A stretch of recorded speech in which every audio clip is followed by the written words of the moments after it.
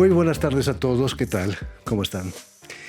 Desde la antigua Grecia, los filósofos sabían que lo que nos parece la realidad es solo la imagen que somos capaces de percibir, como nos cuenta Platón en su alegoría de la caverna. De eso, a la verdad alternativa que creó Donald Trump, hay mucho trecho.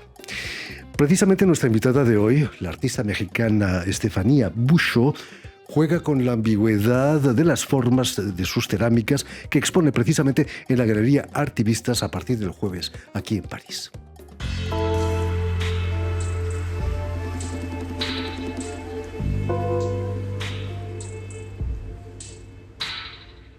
A mí siempre me da igual lo que me digan.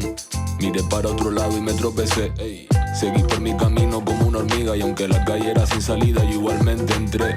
Me quité el peso de encima y me puse la pila. Ya no pierdo el tiempo con paripé. Ahora miro las cosas con perspectiva y desde que arriba lo veo todo de color pastel. Lo bueno si barato dos veces bueno. Estoy ahorrando para comprarte un coche nuevo. Si quieres ir para la luna yo te llevo, pero luego no sé. Muy buenas tardes, Estefanía. Buenas tardes. Estefanía Buxo, bienvenida. Gracias. A Radio Francia Internacional. ¿Se puede obtener belleza de la ambigüedad de las formas ambivalentes que muestras en tu trabajo? Yo pienso que sí, pero yo creo que siempre he tenido como una pequeña fascinación con esta idea, este concepto de ambigüedad, de ambiguo, como en donde todo lo posible existe, digamos, de alguna manera. La ambigüedad es como la poesía de la contingencia, de una cierta manera. Es como, sí, como el potencial de todo lo que es posible. Entonces es como la apertura a todo, justamente. Entonces, esta sí, justamente, es un poco la incertidumbre, la indeterminación, la ambivalencia, pero siento que existe una gran libertad dentro de esa ambigüedad, justamente. Tus formas son orgánicas, hacen referencia a la naturaleza, sin duda. La naturaleza es de una riqueza extraordinaria, ¿no? Es difícil usar esas formas, quizás. ¿Te inspiras tú quizás en un libro de ciencias naturales? No, la verdad es que, o sea, tengo siempre alrededor de mí, intento como observar regularmente todo lo que me rodea. Hace poco fui a La Rochelle y justamente me quedé fascinada con como unas piedras porosas en donde había como también conchitas adentro y intersticios y como vacíos y zonas positivas y negativas. Ese tipo de cosas sí me inspiran mi trabajo, pero no intento como tomar una inspiración o una imagen específica y después como realizar una obra a partir de ese ejemplo o esa referencia. Simplemente dejo que las cosas como que trabajen dentro de mí y salgan como tienen que salir. Si el creador existe, sería un gran artista, ¿no? Increíble. Los temas que abordas son diversos en tu trabajo, como la infancia, los recuerdos, el cuerpo, la angustia, el deseo, también la nostalgia. Todos forman parte de nuestra vida cotidiana, ¿no? Todos en diferentes grados, seguramente. Los tuyos te inspiran también, tu nostalgia, tus recuerdos. Sí. Y justamente creo que a partir de mi experiencia personal como extranjera, y bueno, de eso hablo un poco en esta exposición en particular, como a través de mi experiencia como extranjera, creo que me sentí justamente como más en contacto con este tipo de emociones, como la nostalgia, la memoria en particular, el deseo, porque siento que en algún momento sentí que me perdí, digamos, que como que no me encontraba en ningún lugar. Entonces de ahí viene como esta idea de sentirme como un fantasma y por eso el nombre de la exposición habla de habitar sus fantasmas, habitar nuestros fantasmas. Entonces, bueno, todo viene a partir de esta idea un poco así nostálgica y de sentirse como fuera de lugar y desplazado de un lugar específico, de un lugar que conocemos, de un lugar certero a lo incierto justamente y como entrar en esta ambigüedad, en esta ambivalencia de la existencia nueva, ¿no? En el siglo XX se aprendió quizás a habitar con nuestros fantasmas. Estamos viviendo una época en que cuesta más, ¿no? Se está volviendo más conservadora la sociedad. Hacen falta activistas, quizás. Sí. Es un poco, siento que siempre va a hacer falta un poco de activismo y de reflexión sobre todo lo que hacemos y estar siempre en contacto con justamente esta parte ambivalente de nosotros mismos, ¿no? Porque hay muchas cosas, siento, dentro de nosotros, como dentro de nuestro imaginario de sí mismos, bueno, de uno mismo, hay muchos niveles y hay como identidades un poco marcadas por imposiciones sociales, hay deseos que no pueden ser como realizados, hay roles que asumimos que tal vez no decidimos como aceptar desde un principio. Hay muchas cosas, muchos niveles. Entonces, a través de mi trabajo intento de alguna manera, y a partir de mi experiencia personal, claro, como intento aceptar un poco todo como espacio, de este territorio en donde todos estos fantasmas, todas estas como figuras de mí misma pueden convivir de cierta manera y pueden como encontrar un espacio para dialogar conmigo dentro de mí, digamos. Es un terreno resbaladizo, ¿no? Sí, sí, sí, sí, sí. Precisamente el humor está muy presente en tu trabajo también. Sí. Es una manera de que pase mejor la píldora de lo que quieres decir. Sí. Ayuda. Sí, siento que existe un paralelo, creo, como importante con la idea de los fantasmas dentro de mi obra, y bueno, de los fantasmas que intento como, a los que les intento dar forma, y los fantasmas realmente, por ejemplo, de los muertos. Entonces hago como un paralelo con, por ejemplo, la celebración que le hacemos a los muertos durante el Día de Muertos, y justamente dentro de esta celebración existe un poco de burla de la muerte, ¿no? Como un poco, también con la idea del carnaval existe esta idea de burla, de burlarse como de los tabús o de lo que nos da miedo, de lo que no controlamos, de lo que nos sobrepasa, ¿no?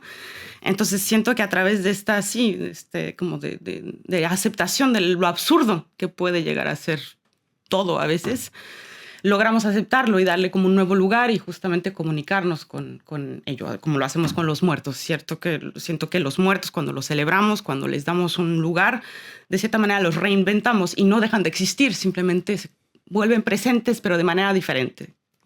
Este absurdo quizás te entronca con los surrealistas del siglo pasado. No puedo evitar pensar en los relojes blandos de Dalí, y la obra de Dalí en general, ¿no? Sí, sí, sí, sí, sí.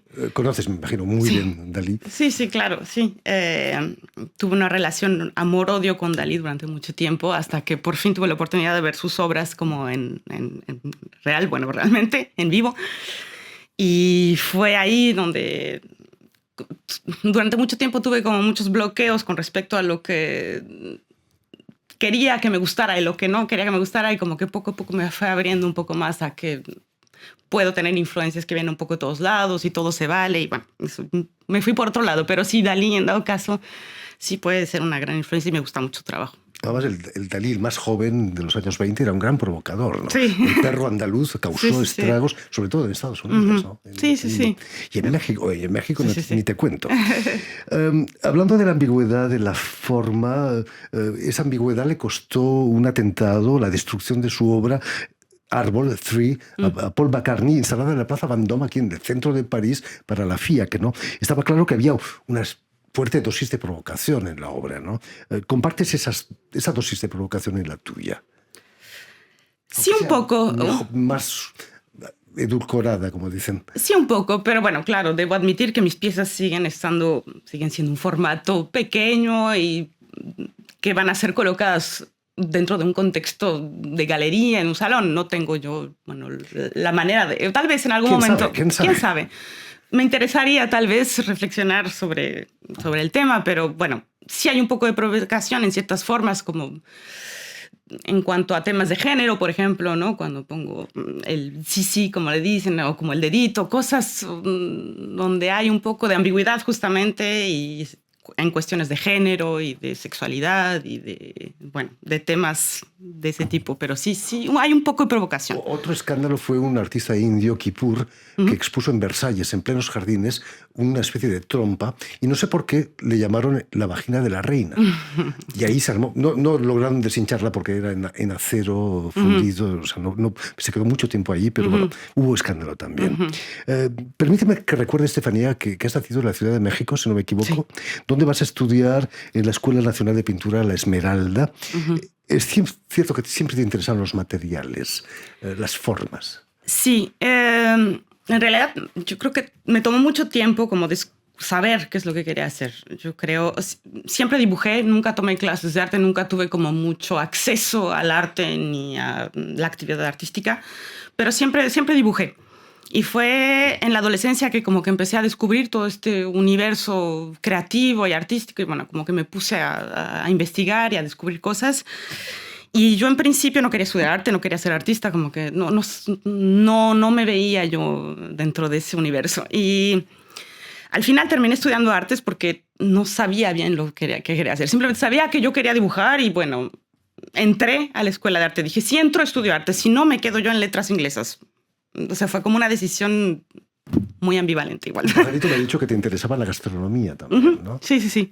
La pastelería, decíamos, no, ¿eh? Sí me interesa la pastelería, pero la verdad yo no soy experta en pastelería. Yo tuve un restaurante en París durante 5 años mexicano, que cerré hace 1 año y medio casi. Lástima, apenas. No pude probar. Lástima, pero al mismo tiempo me permitió justamente consagrarme a la actividad artística que estoy haciendo en este momento, porque tener un restaurante es... La gastronomía tiene mucho, la alta gastronomía tiene mucho de arte, ¿eh? Sí, no, claro. Pero bueno, no para desencantar al público, pero tener un restaurante es siempre hacer lo mismo y la creatividad en algún momento como que se puede perder fácilmente. Tus esculturas en cerámica recuerdan mucho la pasta de azúcar o de almendra, ¿no? Sí, un poco los colores y creo que el material en sí, el material cerámico en sí, tiende a dar mucho de ese tipo de efectos, quiera o no. O sea, es como también, según yo, el material en sí podría sonar un poco absurdo, pero siento que me invita de alguna manera, me obliga a crear formas de alguna manera orgánicas y de cierta manera creo que los efectos que puede llegar a dar pueden sí ser muy azucarados, muy... Sí, y bueno, los colores que elijo también es eso. Colores pastel, sí. Evidentemente. Sí. ¿Cómo llegas a la cerámica?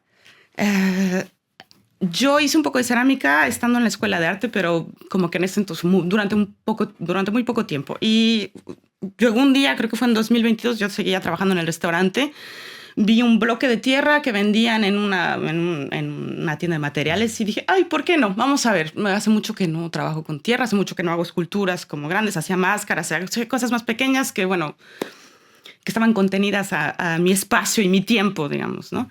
Y cuando compré ese bloque de tierra, algo mágico casi pasó y fue como si un camino nuevo se me abrió. O sea, como que, no sé, solito, rápido vi que las posibilidades justamente eran infinitas y que me encontraba yo ahí como capaz de hacer mucho más de lo que había podido hacer con otros materiales anteriormente. La cerámica es un material incierto, ¿no? Nunca sabe qué pasa cuando lo metes en el horno, ¿no?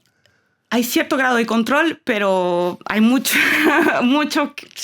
incertidumbre también, justamente. Y es por eso que supongo que va bien con un poco con lo que está detrás de lo que quiero decir con la exposición. Esta incertidumbre, sí, pertenece también al material en sí. ¿Qué pensaste cuando Paula Forteza, la directora de la Galería Artivistas, te propone una exposición para exponer tus fantasmas? No, pues yo encantada, porque es la primera exposición individual que tengo aquí en París y van muchos años justamente en los que pues, me dediqué a otra cosa y